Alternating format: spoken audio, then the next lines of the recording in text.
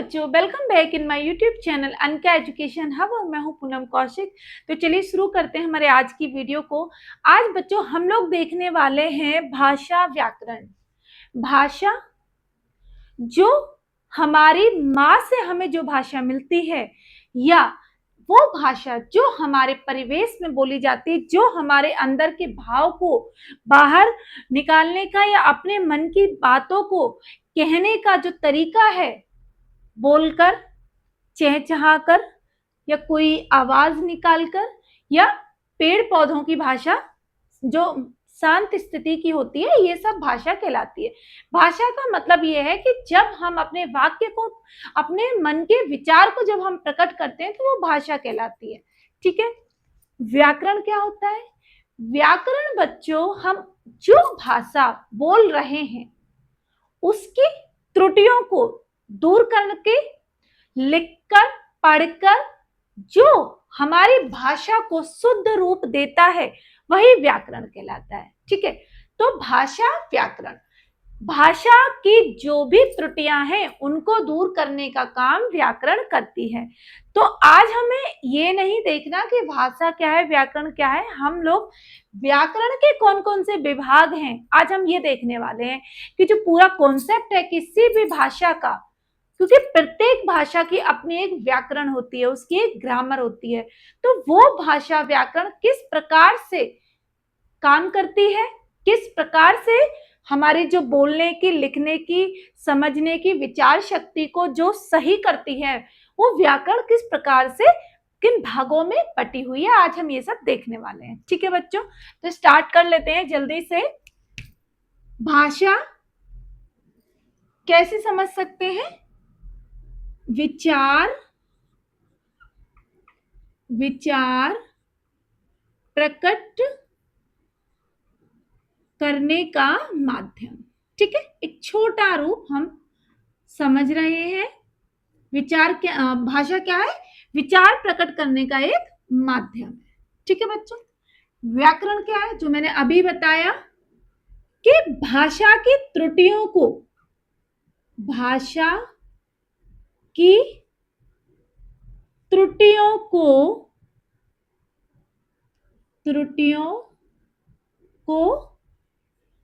दूर करने का काम व्याकरण करती है, करने का काम करती है। ठीक है, करती है। अब अगर हम इसका व्याकरण का एक सटीक शब्द और निकालें, ठीक है, तो व्याकरण का अर्थ दूसरी भाषा में निकल के आएगा विश्लेषण करना। विश्लेषण करना यानी कि विश्लेषण करना। जो भी भाषा है उसमें बोलते समय क्या गलती हो रही है, लिखते समय क्या गलती हो रही है, इन सबको दूर करने का काम व्याकरण करती है। आई होप आपको ये वाली बातें सब समझ में आ गई। अब हमें जो आज सीखना है कि व्याकरण के कितने विभाग होते हैं या व्याकरण को कितने भागों में बांटा गया है। तो सबसे पहले तो जो बच्चे भाषा है ना, भाषा के 4 भाग हैं। कितने भाग हैं? 4 भाग हैं भाषा के। यहाँ लिख देती हूँ तो यहाँ आप लोग व्याकरण के समझो। भाषा के 4 भाग हैं और व्याकरण को बच्चों 4 विभागों में बांटा गया है। भागों में नहीं, 4 विभागों में बांटा गया है। यहां मैं इस साइड इसलिए आ गई हूं क्योंकि उधर शैडो पड़ती है। ठीक है। तो जो व्याकरण है उसको 4 विभागों में बांटा गया है। कितने भागों में? 4 विभागों में। यानी कि जो व्याकरण है वो 4 स्तर पर काम करती है हमारी त्रुटियों को संभालने में, और जो भाषा है ये 4 भागों में बटी हुई है और उन्हीं भागों से व्याकरण के 4 विभाग बने हैं। कौन कौन से बने हैं? ये जो 4 विभाग है इसमें पहला है बच्चों वर्ण विचार। वर्ण विचार, ठीक है। दूसरा है बच्चों शब्द विचार। शब्द विचार, ठीक है। तीसरा है बच्चों पद विचार। पद विचार। और चौथा व अंतिम है हमारा वाक्य विचार। वाक्य विचार। अब इन सब के आगे हमें क्या लिखना है? विभाग, क्योंकि हम ग्रामर के क्या पढ़ रहे हैं? विभाग हम पढ़ रहे हैं। क्या लिखेंगे हम? विभाग। तो आप जब अपने नोट्स में लिखेंगे तो चीजों को सटीक ढंग से लिखना है ताकि आपको कंफ्यूजन ना हो। ठीक है? व्याकरण का भाग नहीं होते, व्याकरण के बच्चों विभाग होते हैं, क्योंकि उन भागों की ही छोटी जो रूप, जो कह सकते हैं छोटा रूप है, वो विभाग कहलाता है। अब हमें एक एक करके इन चीजों को समझना है कि कैसे, क्यों हम व्याकरण पढ़ते हैं, हिंदी की व्याकरण पढ़ते हैं, क्यों हमसे प्रश्न पूछे जाते हैं, किस लिए इन चीजों को सीखने की जरूरत होती है। तो वर्ण, अब आप देखो वर्ण को देख के कुछ समझ में आ रहा है? यानी कि वर्ण शब्द नहीं, जो वर्णमाला है उसकी सबसे छोटी इकाई क्या है? वर्ण कहलाएगी। हिंदी ग्रामर में सबसे छोटी जो इकाई है बच्चों, छोटी इकाई, यहां सबसे भी लिखना पड़ेगा, नहीं आप लोग फिर भूल जाओगे। सबसे छोटी इकाई वर्ण है। वर्ण है। वर्ण कैसे? आ, ई, क, ज्ञा, स्वर व्यंजन, घोष, अघोष, व्यंजन, घोष, अघोष, ह्रस्व, ठीक है, दीर्घ, अंतस्थ, स्पर्श व्यंजन, और आपके क्या बच्चे? घर्षण व्यंजन, स्वर।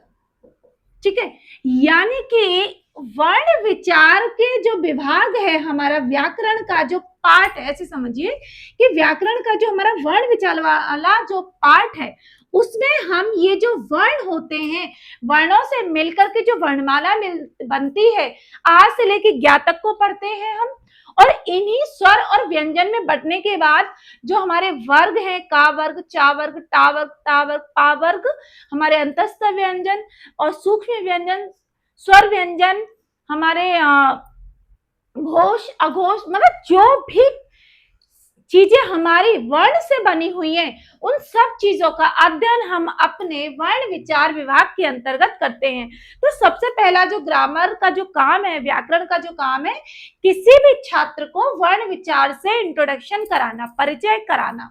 दूसरे नंबर पर है शब्द विचार, यानी कि जब उन्हीं आ, उ, ई, आई, ए, क, घ से जब कोई शब्द बनता है, मानो राम बना, र, आ और म, जब राम शब्द बना तो शब्द किस प्रकार से सहायता करते हैं हमारी ग्रामर को सुधारने में, उसमें हम शब्दों का अध्ययन करते हैं। तो यहां पर हम कैसे लिखेंगे कि शब्दों के सार्थक ज्ञान को समझना। देखो बच्चों, कई बार एग्जाम में क्या आता है कि जम्बलिंग आती है, मींस कि शब्द, एक प्रॉपर शब्द हमें ढूंढना पड़ता है और उसके उल्टे सीधे शब्द आगे पीछे लगा दिए जाते हैं, और प्रश्न आता है कि सही उपयोगी शब्द इससे, इन वर्णों से बनाइए। जैसे कि कलम एक प्रॉपर शब्द है और लिखा हुआ क्या आ गया? म, ल, क। तो जो मलक है बच्चों, उसको जब हम पढ़ेंगे, एक सार्थक समूह जब हम शब्द विचार के अंतर्गत बनाएंगे, तो उसमें क्या होगा? हमारा सार्थक ज्ञान हमें उन शब्दों से पता चलेगा। अब शब्द विचार में कौन कौन से आते हैं कि शब्दों की उत्पत्ति कैसे होती है, जैसे तत्सम, तद्भव, योग रूढ़ शब्द, यौगिक शब्द, हमारे रचना के आधार पर शब्द, विदेशी शब्द, जैसे अंग्रेजी के कुछ शब्द हैं, उर्दू के शब्द हैं, कुछ हिंदी के शब्द हैं। तो ये जितने भी तत्सम, तद्भव, प्रत्यय, उपसर्ग, इन सब को जो हम पढ़ते हैं बच्चों, वो हम शब्द विचार के अंतर्गत पढ़ते हैं।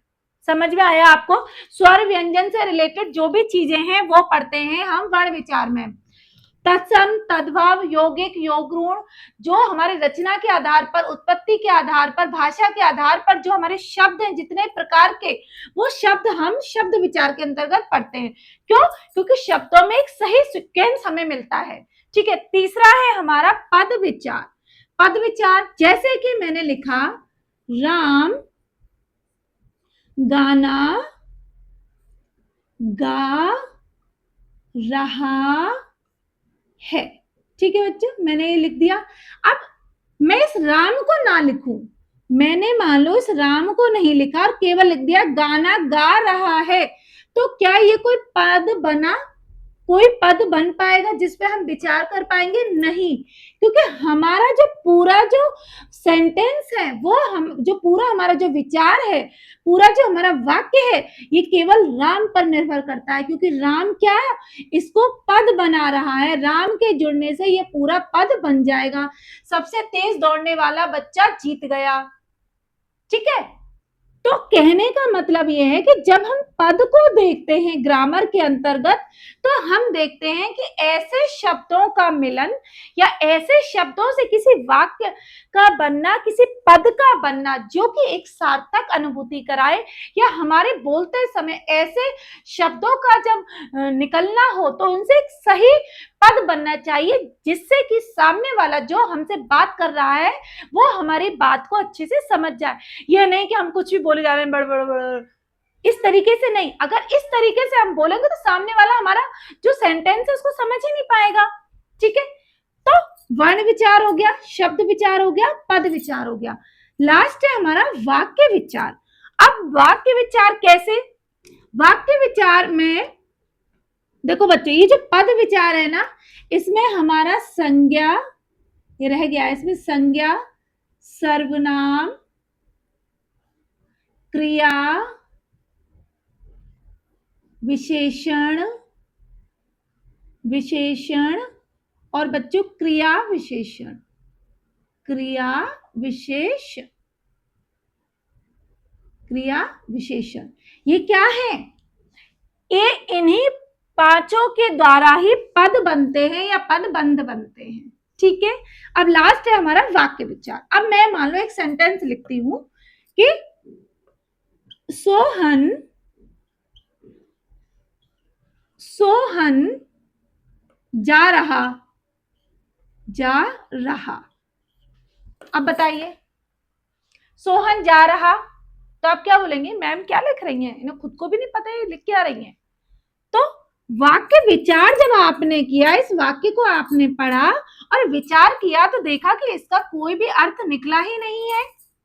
तो जब मेरे किसी सेंटेंस का, किसी वाक्य का लिखने पर, बोलने पर कोई अर्थ निकल के नहीं आ रहा, तो वो मेरा वाक्य विचार किस काम का? तो ग्रामर क्या काम करती है, भाषा व्याकरण क्या काम करती है कि जो हमारा वाक्य विचार होता है, इसको हमें समझने व उत्तर देने के लिए बालक या मनुष्य, बालक ऑब्लिक मनुष्य, यानी कि कोई भी जिसकी जो भाषा है, उत्तर देने के लिए तैयार करती है, तैयार करती है। कौन तैयार करती है? हमारी व्याकरण, क्योंकि वो हमारे वाक्य विचार इन तीनों में सबसे उच्च श्रेणी का है। क्योंकि यहाँ पर वाक्य विचार पर पहुंच करके हम एक बड़े कवि हो सकते हैं, हम एक अच्छे अर्थशास्त्री हो सकते हैं, हम एक अच्छे गणितज्ञ हो सकते हैं, हम एक अच्छे वैज्ञानिक हो सकते हैं। क्यों? क्योंकि हमारी बुद्धि तर्क पर काम करती है, हमारी बुद्धि वाक्य विचार को समझने पर काम करती है, हमारी बुद्धि हर एक उस चीज को सोचने समझने का काम करती है जो कि शब्द और व्याकरण की दृष्टि से हमें समझ में आएगा। ठीक है बच्चों। तो भाषा व्याकरण के कितने विभाग हैं? 4 हैं। भाषा के कितने भाग हैं? 4 हैं। और इन्हीं 4 भागों के आधार पर ये विभाग बने हैं।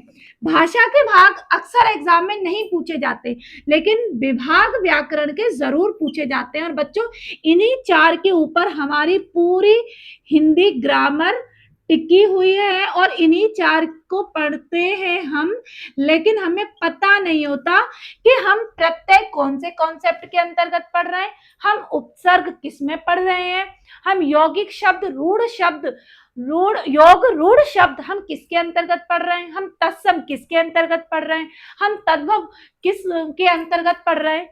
तो आई होप कि आज की इस वीडियो के बाद जब आप इन चीजों से गुजरेंगे तो मुझे उम्मीद है कि आप ये समझ पाएंगे कि आप वर्ण विचार में जब स्पर्श या यूं कहें कि जब भी आप स्वर या व्यंजन को देखेंगे तो और उनसे जुड़ी हुई जो भी चीजें आप देखेंगे तो आप समझ जाएंगे कि हम वर्ण विचार को पढ़ रहे हैं। जब आप बच्चों शब्दों पे आओगे, जो मैंने बताया यौगिक और तत्सम तद्भव, जब आप इन पे आओगे तो आपको लगेगा कि हम क्या पढ़ रहे हैं, हम शब्द विचार पढ़ रहे हैं। जब आप पदबंध किसी एक सही क्रम में आप चीजों को देखोगे तो आप पद विचार पे पहुंचोगे, और जब वाक्य विचार पे आओगे तो आपको ग्रामर की अच्छी खासी अनुभव हो चुका होगा या ग्रामर आपको अच्छे से समझ में आ रही होगी। ठीक है बच्चों, आज की वीडियो आपको कैसी लगी, समझ में आई कि नहीं आई, प्लीज एक बार कमेंट करके जरूर बताना। ठीक है, तो चलिए मिलते हैं एक नई क्लास में नए टॉपिक के साथ, तब तक बने रहिए हमारे साथ। Bye bye, Radhe Radhe.